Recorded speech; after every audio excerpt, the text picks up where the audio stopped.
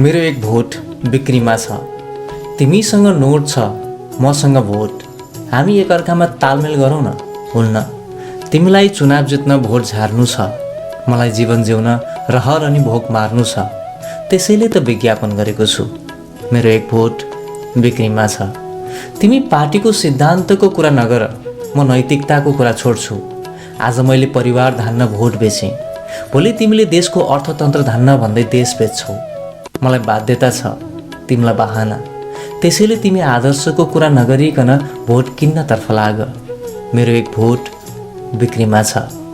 चुनाव प्रचार प्रसारमा आउँदा गाउँमा सिंहदरबार लिने सपना नदेखाउनु, जितेर रोजगार दिने सपना नदेखाउनु।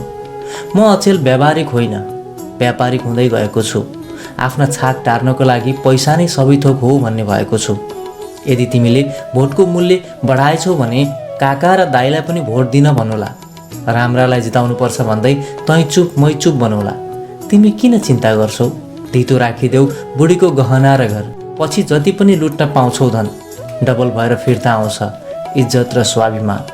म तिम्रो पार्टीको झन्डा बोक्छु, तिम्रै पक्षमा भाषण ठोक्छु, तिम्रो झोले कार्यकर्ता बन्छु, सबैलाई भोट दिन भन्छु।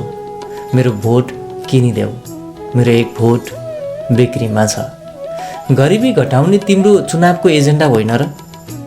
परेवालाई चारो जसरी पैसा छरिदेऊ, युवा युवतीलाई पासपोर्ट 40 कटेकालाई रक्सी भरिदेऊ। चुनाव नजिकिँदैछ, मान्छे चिन्नतर्फ लाग, भोट किन्नतर्फ लाग। मेरो पनि एक भोट बिक्रीमा छ।